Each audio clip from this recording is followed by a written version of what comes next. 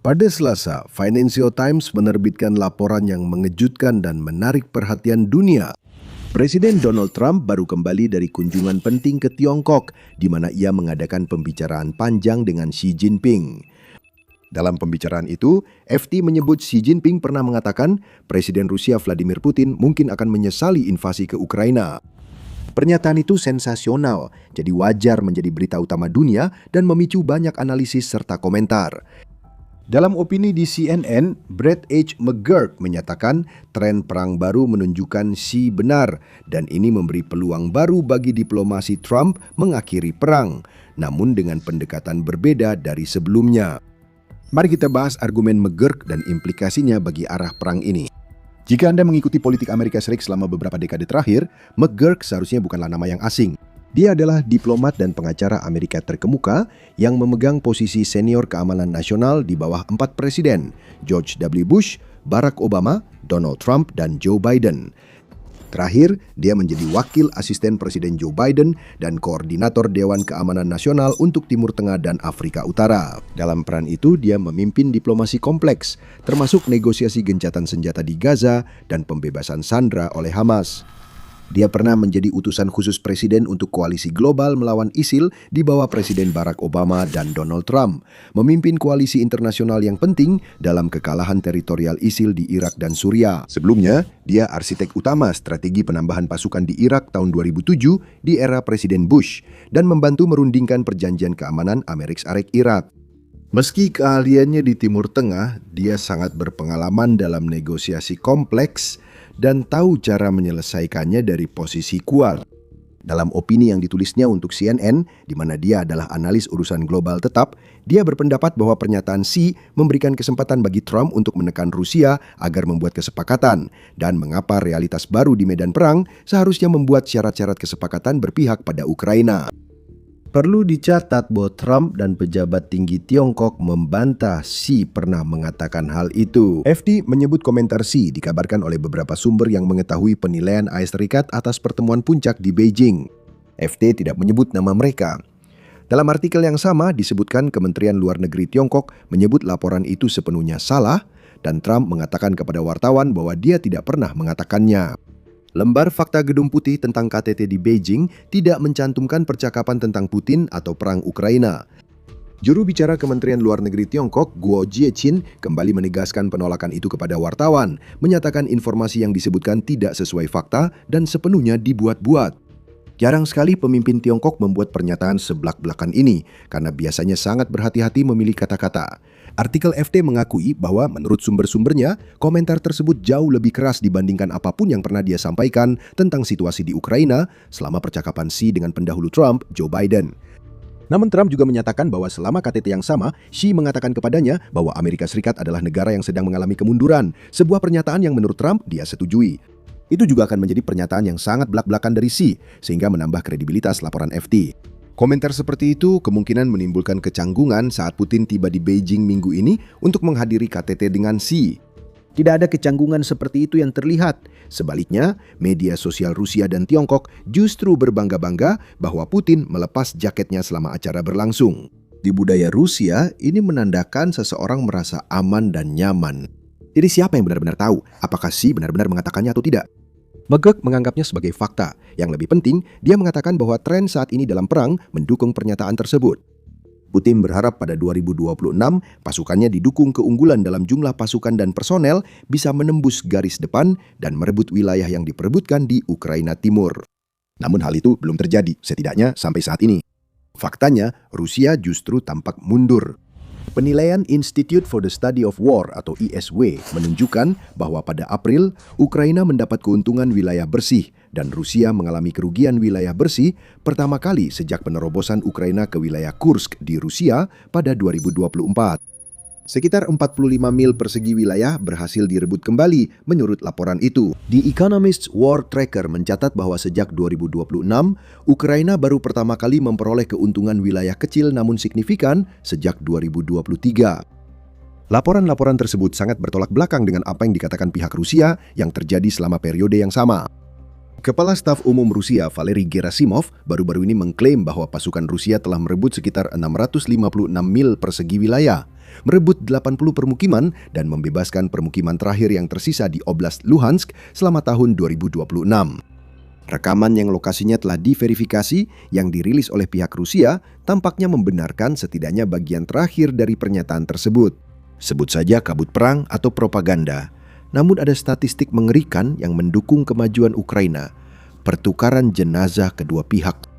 Jumlah tentara tewas dan dipertukarkan dari kedua pihak telah lama menjadi tantangan bagi klaim Barat dan Ukraina bahwa kerugian personel Rusia jauh melebihi kerugian Ukraina. Di beberapa wilayah, perkiraan ini sudah sangat mencengangkan. Penilaian intelijen Ukraina akhir 2025 memperkirakan 27 tentara Rusia tewas untuk setiap satu tentara Ukraina yang gugur saat perebutan lambat kota Kupiansk, meski Reuters tidak dapat memverifikasi angka ini. Minggu ini, Panglima Tertinggi Militer Ukraina Alexander Sirski mengatakan rasio kerugian kini lebih rendah. Dalam hal jumlah yang tewas, tergantung harinya, rasionya mencapai 7 atau 9 kali lipat.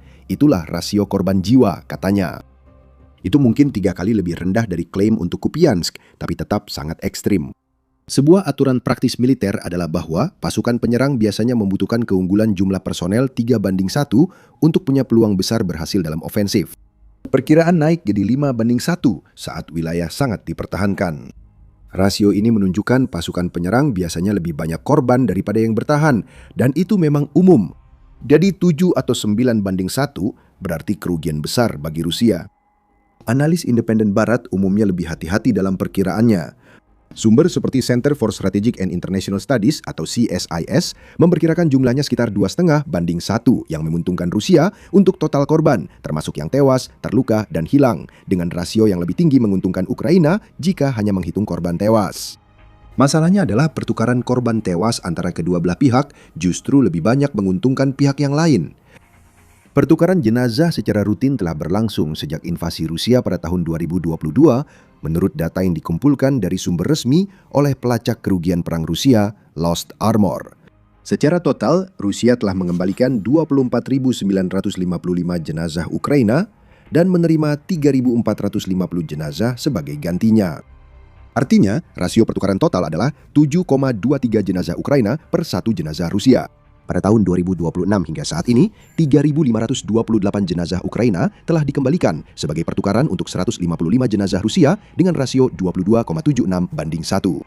Itu jauh lebih rendah dibandingkan jumlah yang dipertukarkan pada tahun 2025, di mana 16.304 jenazah Ukraina dipertukarkan dengan 439 jenazah Rusia dengan rasio 37,14:1. Dalam pertukaran terbaru minggu lalu, 526 jenazah Ukraina ditukar dengan 41 jenazah Rusia. Itu tetap rasio 12,8:1.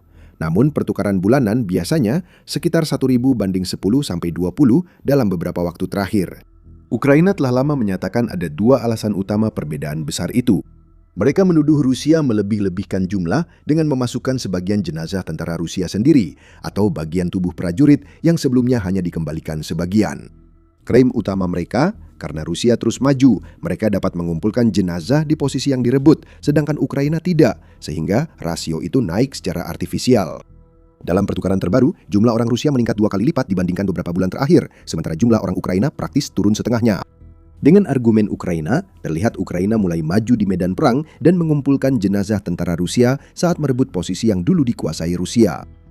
Megget berpendapat bahwa akibat ofensif Rusia yang terhenti dan kemajuan Ukraina, tekanan mulai terlihat di dalam Rusia itu sendiri.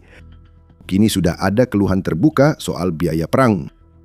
Dalam beberapa hari terakhir, dalam sebuah pernyataan ketidaksetujuan publik yang jarang terjadi, anggota parlemen Rusia Renat Sulaimanov memperingatkan bahwa ekonomi Rusia tidak dapat menopang perang berkepanjangan di Ukraina. Dia mencatat 40% anggaran federal kini untuk pertahanan dan keamanan, 1,5 kali lebih besar dari total pengeluaran sosial.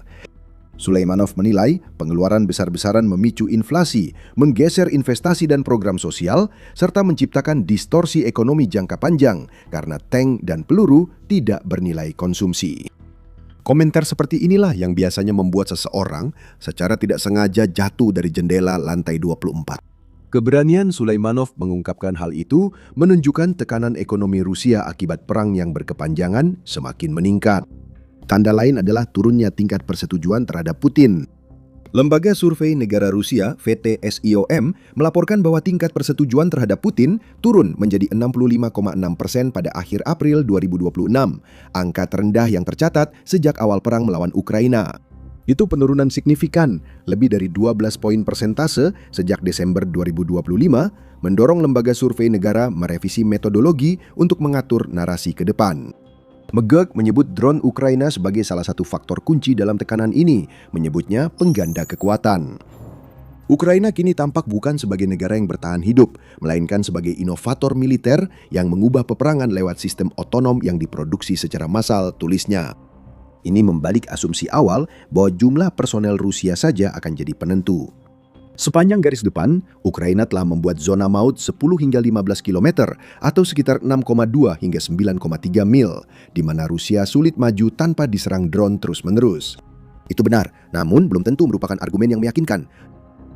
Laporan triwulan terbaru Inspektur Jenderal Pentagon tentang Operation Atlantic Resolve menyebut Rusia kini mencapai keseimbangan relatif dalam penggunaan drone taktis.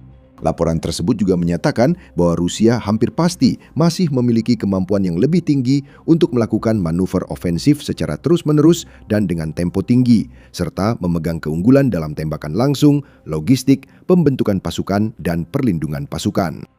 Untuk pembaruan harian berita militer terpenting, klik subscribe sekarang. The Military Show tidak sekedar menyalin judul berita. Kami menggali lebih dalam untuk menghadirkan kisah sebenarnya dan alasan mengapa itu penting. Berlanggananlah ke channel ini agar Anda tidak pernah ketinggalan.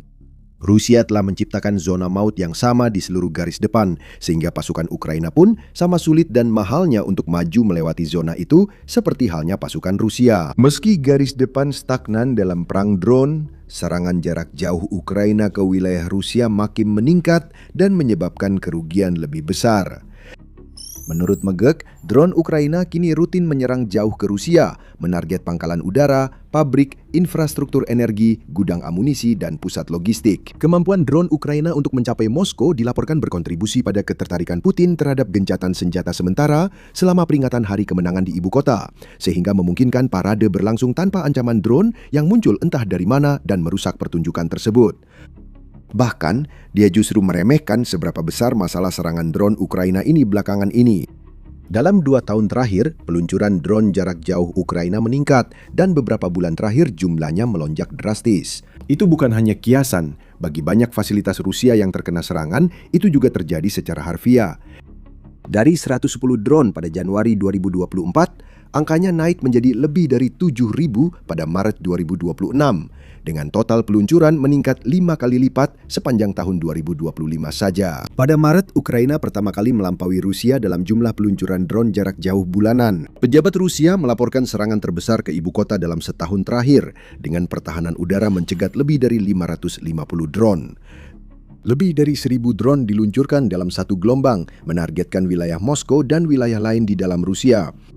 Seperti dicatat McGurk, serangan ini memaksa Rusia menyebar pertahanan udara, memindahkan pesawat, memperkuat infrastruktur, dan mengalokasikan lebih banyak sumber daya untuk pertahanan dalam negeri. Dalam istilah militer, Ukraina memperluas ruang pertempuran dan meningkatkan biaya perang bagi Moskow. Pada saat yang sama, Moskow sedang berjuang untuk mendapatkan wilayah di medan perang di Ukraina. Putin, menurut McGurk, dipaksa menghadapi kekalahan strategis.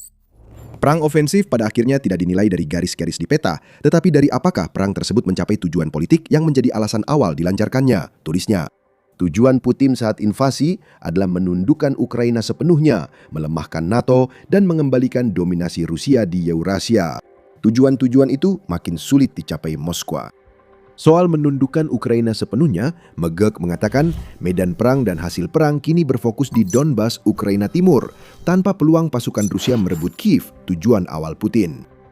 Meskipun garis depan sangat aktif jauh di luar Donbas, seperti di Oblast Kharkiv, Sumy, Dnipropetrovsk, Zaporizhia, dan Kherson, sentimen dasarnya memang benar, kecuali Rusia mengerahkan pasukan cadangan besar-besaran dan memulai serangan baru dari Belarus, seperti peringatan Zelensky dan Syrskyi baru-baru ini, bukti kemampuan Rusia merebut Kiev masih minim. Apakah Rusia bisa kembali menjadi kekuatan dominan di Eurasia? Itu tergantung pada siapa yang Anda tanyakan. Sementara beberapa orang seperti McGurk mengatakan kemungkinan itu semakin sulit dicapai, Pada pertemuan puncak mereka yang baru saja selesai di Beijing, Putin dan Xi tampaknya sama sekali tidak memperhatikan hal itu. Dalam pertemuan puncak, keduanya menandatangani deklarasi bersama untuk membentuk dunia multipolar yang dipelopori Rusia dan Tiongkok. Dokumen kebijakan setebal 47 halaman itu ditandatangani di Aula Besar Rakyat bersama sekitar 40 perjanjian kerjasama lain. Dokumen tersebut menyerukan tatanan dunia yang menghormati kedaulatan, hubungan setara antar negara, serta menolak perluasan aliansi militer seperti NATO dan AUKUS yang disamakan dengan hukum rimba.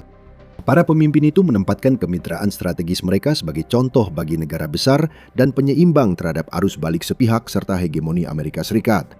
Dalam hal melemahkan NATO, ada argumen yang menyatakan bahwa dalam beberapa hal, aliansi tersebut memang telah melemah belakangan ini, meskipun sangat bisa diperdebatkan apakah Rusia memiliki kaitan dengan hal itu. Trump tidak pernah terlalu menyukai NATO. Dia dan anggota senior pemerintahannya seperti Menteri Luar Negeri Marco Rubio dan Menteri Pertahanan Pete Hegseth telah membuat sejumlah pernyataan yang mempertanyakan apa yang mereka anggap sebagai kontribusi AS yang terlalu besar terhadap aliansi tersebut. Trump sangat tidak senang dengan ketidakmauan mitra NATO Eropa Serikat untuk bergabung dalam konfliknya dengan Iran dan upayanya membuka kembali Selat Hormuz yang ditutup Iran sebagai balasan atas serangan Serikat dan Israel. April lalu, Trump mengancam AS akan mengurangi peran atau keluar dari NATO jika anggota tidak membantu membuka kembali selat itu.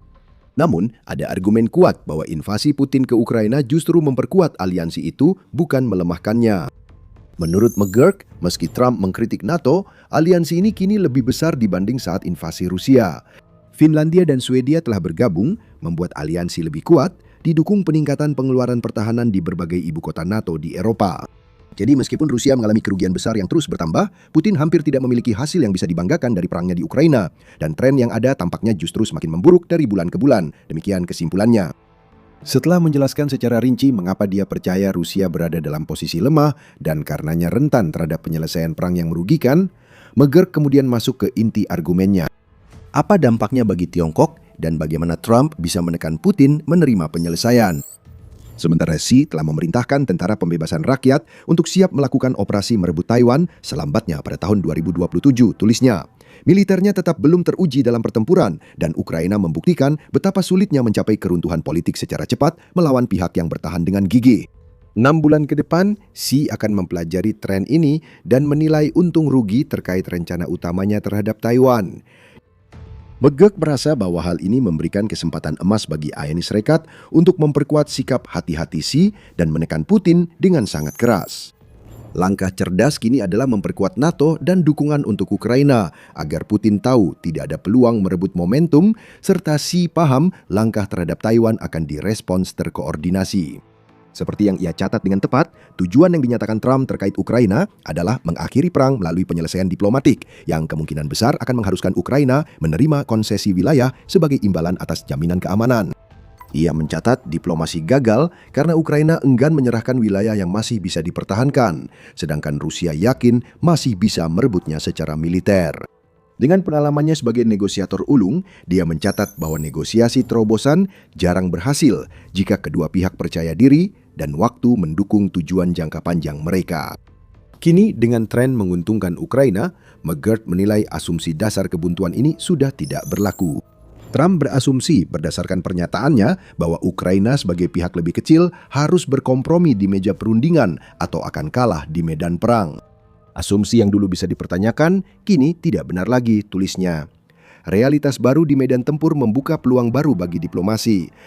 Ukraina sekarang lebih percaya diri dalam pertahanannya sendiri dan tidak terlalu bergantung pada janji-janji dari Washington untuk pertahanan masa depannya. Rusia kini menghadapi masa depan dengan korban meningkat dan tekanan ekonomi tanpa peluang terobosan. Menurut McGurk, itu mengatur ulang situasi. Seperti yang bisa diduga, upaya AS untuk menengahi penyelesaian kurang lebih terhenti sejak AS memulai operasi Epic Fury terhadap Iran. Pihak AS dapat dimaklumi memang sedang lebih fokus pada masalah-masalah yang lebih mendesak. Putaran terakhir pembicaraan yang dimediasi Amerika Serikat berlangsung Februari. Sejak itu, aktivitas minim, tapi situasinya mungkin segera berubah. Yuri Ushakov, penasihat berpengaruh Putin, menyatakan pada 20 Mei bahwa kepala negosiator AS untuk Ukraina, Steve Witkoff, dan menantu Trump, Jared Kushner, diperkirakan akan ke Rusia dalam beberapa minggu ke depan. McGurk menilai Trump sebaiknya memanfaatkan momen ini saat situasi masih mendukung. Bagi Trump, peluang terbaik untuk mengakhiri perang sekarang terletak bukan pada menganggap Ukraina lemah seperti yang telah dilakukan Trump selama ini, melainkan dengan menyadari semakin rentannya Rusia. Kini ada posisi tawar untuk memaksa kesepakatan yang dapat diterima Ukraina, dan Washington sebaiknya memanfaatkannya, simpulnya. Kami juga akan mengakhiri video ini dengan catatan tersebut. Tak perlu dikatakan lagi, kami tentu saja akan terus mengikuti perkembangan ini dengan saksama dan memberikan pembaruan kepada Anda dalam laporan harian kami. Sementara itu, untuk melihat lebih mendalam tentang korban jiwa Rusia selama perang, silakan tonton video ini. Dan seperti biasa, terima kasih telah menonton.